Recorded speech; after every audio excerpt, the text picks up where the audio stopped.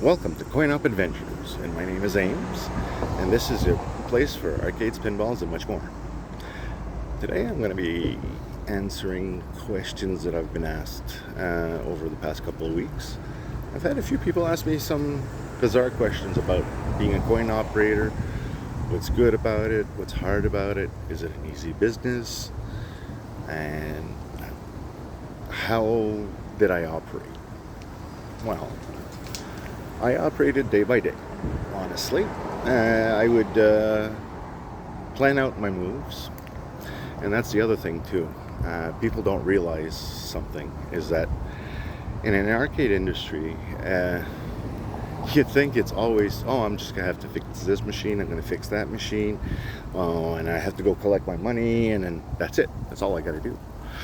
Wrong. Unfortunately, in the arcade industry, you're not just an operator, you're a glorified mover. So every 3 months, well, 3 to 6 months, depending on what you do or what's your procedures, I would do most of my moves in January. For the winter part, I would do all my moves or whatever that needed to be done in January, because in January was the quietest time of the year for all my locations. Yeah, bars, especially bars. Bars are really dead in January. It's sad, but it is. It's the truth. So you would do it in those months. It's not as bad. But then from May till about mid-June, then that's the other moves of the year, and those are called the summer locations. Summer locations are like your water slide places, campgrounds, especially a lot of campgrounds. And I had about 25 of them at the beginning, and then I eventually started pulling away and getting out of it, and it was rough. It was tough. Between May and the end of June, it was just chaos. You know, you'd have to plan these moves and all of the machines and have them all in your shop or whatever at the time, or you're picking it up from one location and you're bringing it to the other location. But generally, what you would do is you would take all your machines, bring them into your shop, go through them all, make sure everything is working perfectly. And the way you do that is it'd be testing the machines, leaving it on 24 hours, make sure it doesn't freezes or doesn't give you extra issues. Because unfortunately, and this has happened to me before, if I didn't do that, I would grab the machine, move it to the location, put it on the location, and then you get a call like a half an hour later after you're gone and going, well, your machine's not working, you forgot something. Oh, shoot. So, okay, now you know that you gotta check every machine before you go, which is something I learned very early, because I was actually helping Rock originally. Rock was the original owner of Henry Amusements, and I never took over the actual name of Henry Amusements. I let him keep the Henry Amusements because it's his grandfather had started the business originally, and he started it at 1 cent, and he had a lot of petty machines and everything. It's pretty cool. And then he had accidents and stuff, and eventually his father took over, and then 20 years later his son took over, and I took over from his son, and I decided to keep it A4A Amusements, Arcade for All Amusements. So what was frustrating is that once you got your locations, you do your moves and everything, and you think you're done. Well, no, you're not. Because each one of these summer locations, you'll get calls from them and going, oh, I had these machines last year. I want this machine, this machine, this machine. I think it'll do better. And I'd say about 70% of the time I would say, these are the machines I'm providing, this is what I think is going to work, and we'll try it my way. Sometimes I'll try it the client's way, but 90% of the time, whatever they requested would never get played, and whatever I would bring is what would get played. So at one point I realized I knew more than the client, or we all do. Uh, Like most coin operators do. Like if you don't know your business, there's a problem. And that also causes problems too, because then you'll get phone calls from other operators going, do you have this machine? I have this client who wants this machine or whatever. And then you'll shop around with other, and try to do a trade. I used to do that with my friend Kevin and my friend Jeff. Sometimes I'd buy their old machines. Sometimes I would literally do like an American Pickers and go into this garage, like garage barns, like when they say barn find. Well, I've done that, but with other operators. And you're literally crawling on top of the arcade machines to see the other machines, or like there's tons of pool tables, there's everything. And it was literally like watching American Pickers on History, because every time that you would do that, and I would go to these places, like like my friend Kevin had an old arcade at one point, and we went there, and he had a whole bunch of machines there. Then he had it in another garage, and then in a shop beside his. He also has a bar. He had it also in the shop beside the bar, and then he also had some at his brother's, and like it's in barns and everything. And I would find the machines I'm looking for. Like some of them are also a couple of my machines that I bought from him were also for me personally, because I also did collect before, and I still do. And so I would do a couple of trades, and he gave me actually a couple of machines that I really wanted, and he actually gave them to me because we had a good rapport. I would go over to his place, I'd go fix machines, and I wouldn't really, like, I would charge him, but I wasn't charging him like I'm gonna break you or like whatever, I would do a fair deal, and that's how we would work. And a couple of times he gave me a couple of machines that I cherish in my collection now, and I still have them. I'll give you an example. He gave me a Street Fighter Alpha 3 in a Smash TV cab. And I put that machine on location at Minotaur in Hull, and it was there for its whole time. And then once I closed the location, because I've closed all of my locations by now, I don't operate anymore. You're asking why? Well, it came up to a point where my doctor looked at me and he says, how do you like walking? I said, well, I enjoy walking. Wouldn't you? And he says, well, you do one accident, like one more mistake or something like that, you do a bad turn when you're moving these said machines, you won't be walking anymore. That's when you go, oh, okay, well, maybe I'll start thinking of things. And then you do another incident or whatever I call it. And then you go, oh, well, maybe they were right. Well, here's another question. How hard is being a coin operator on your body? Well, very.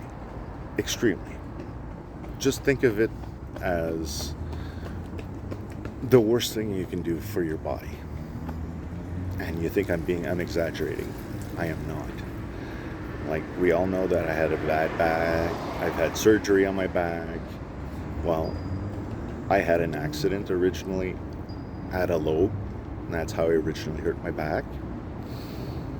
And I went through a lot of heartache, a lot of pain through that.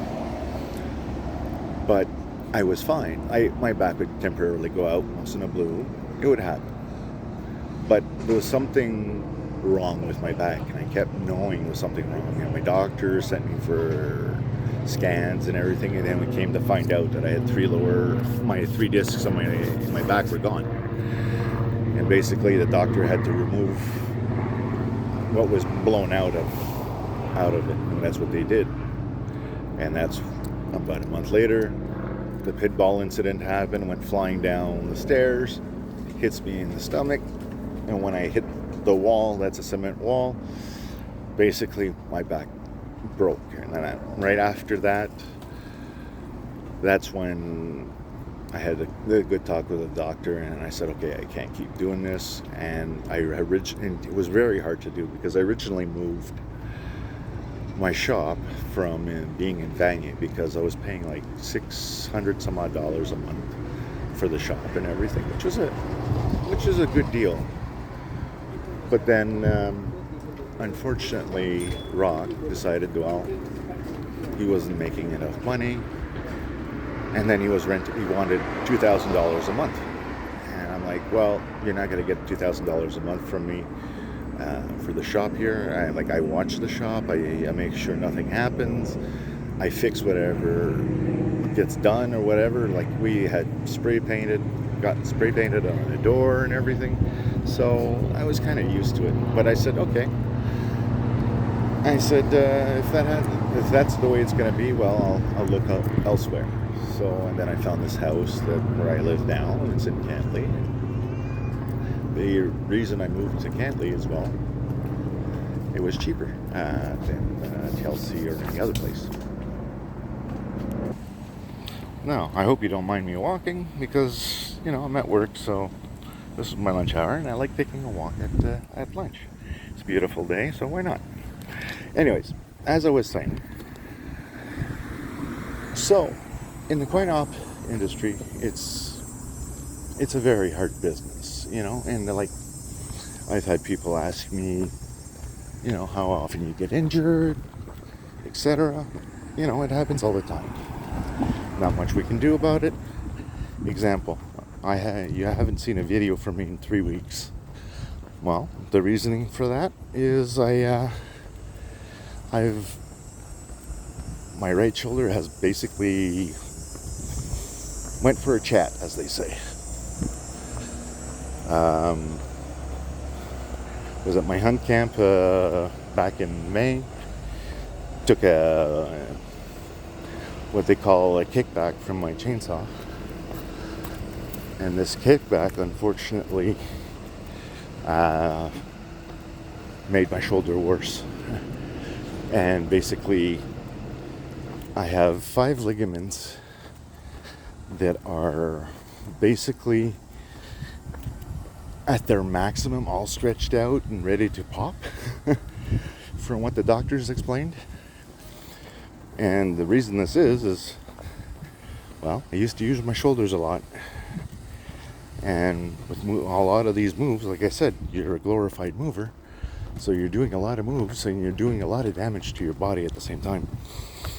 So when I did these moves, I inadvertently hurt myself over the years, and it just attacked me out of the blue. Well, not attack. It didn't attack me.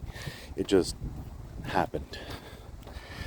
So went for a whole bunch of tests, a barrage of tests, and the doctors are going, well, all you can do right now is endure the pain, and it's going to go away eventually. Then you ask, well, what causes pain? Arthritis. Okay.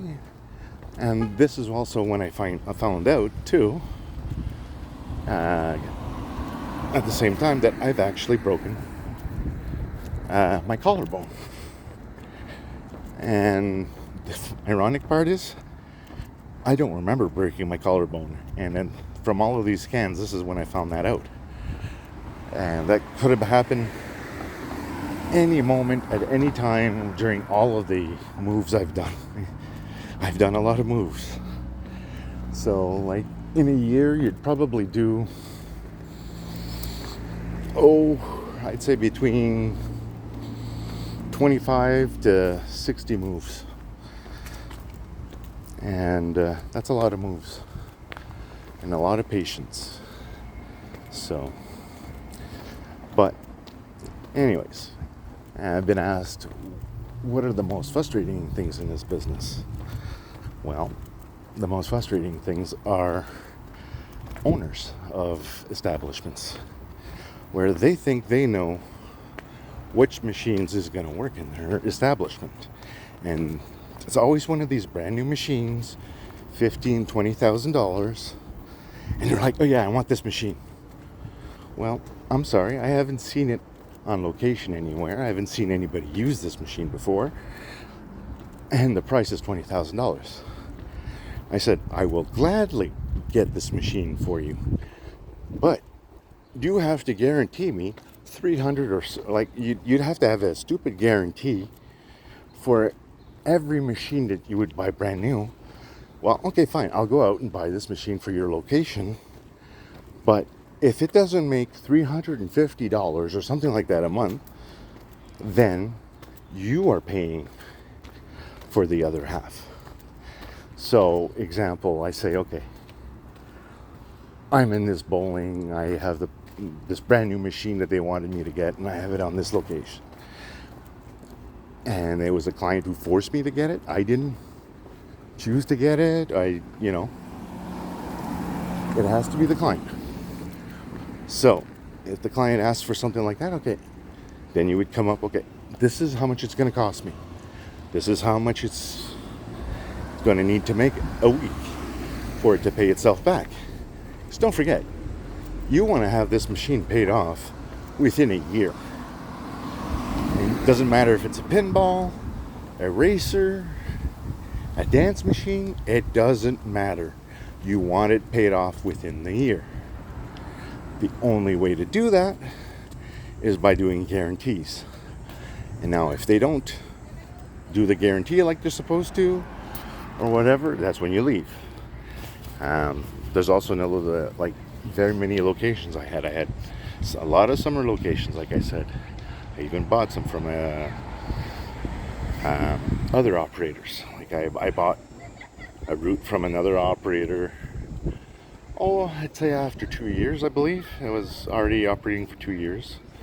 And then there was another local person. His name is Jamie. And I decided to buy a portion of his route because he wasn't doing it anymore. I needed more summer locations. And I already had the locations next door and then a couple of other locations. And he had locations like basically beside my locations.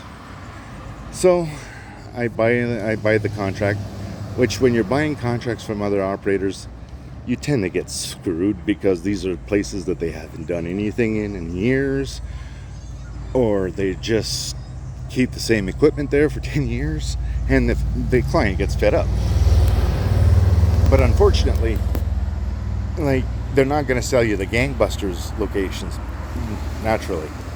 So I'll give you a good example. One of the clients that I got for when I bought the company was this campground in Carlton Place. And the guy's name, we'll call him Red. And he knows everything, you know. He knows which are the best machines, what's going to do great, and everything. Well, that's not true.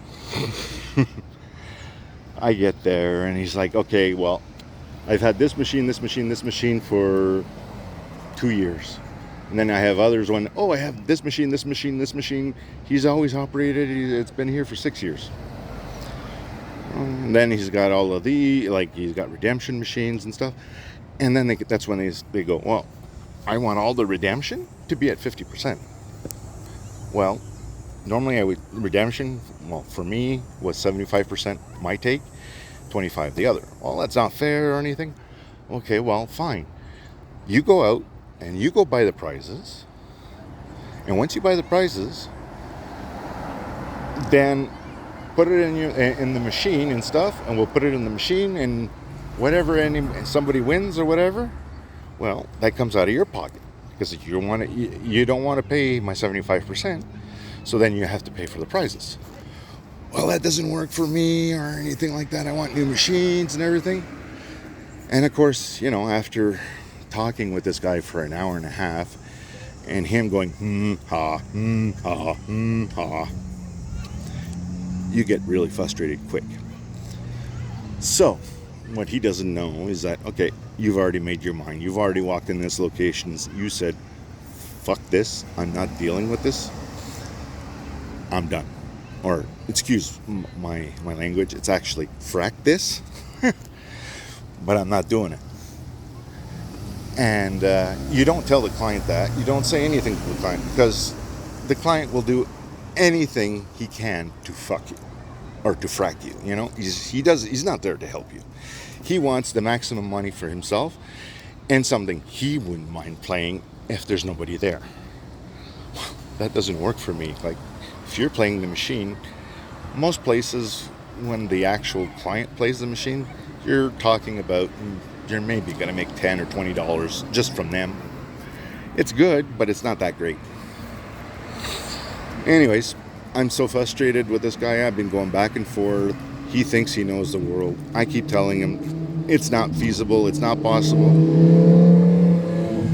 The guy literally wanted $20,000 to $40,000 machines, like brand new machines, for this campground. And so you're like, nope, this is not going to work. In a campground, I won't make enough money, because in a campground, it's always the same people over and over. You'll get a couple of extra rentals, and they'll maybe play, but 90% of the time they won't. So, anyways, for my best friend Mike, I said, hey, I have this problem. This is what's happening, and it's at this location. And he goes, what are you going to do? I said, well, I'm pulling out. Did you tell? Nope. I said, I just rented a Penske truck. You and I are going to go down there, and we're going to go get the equipment. Sure, when are we doing that? We're doing that Friday. Fine. So I called the client. Yeah, I'll come down Friday. Oh, you got new machines? Sure, I got great machines for you. You'll see. So, after saying that, he drive down with my friend Mike, and then he sees the big truck. He says, oh, wow, there's a lot of great new machines in there, I bet you. And then I open the door, and it's empty, and he goes, I thought you said you were bringing machines. No, I'm not, actually. I'm grabbing all my machines, I'm putting them into the truck, and I'm leaving. Oh, you're closing the contract? Yep. Well, that wasn't part of the deal or anything. I said, it wasn't part of the deal, you wanting this or doing this and telling me exactly how to do my job. How to, like, and how much I'm going to take and stuff. No. Sorry, this is my equipment. I paid for the equipment. So therefore, I decide what I'm going to do.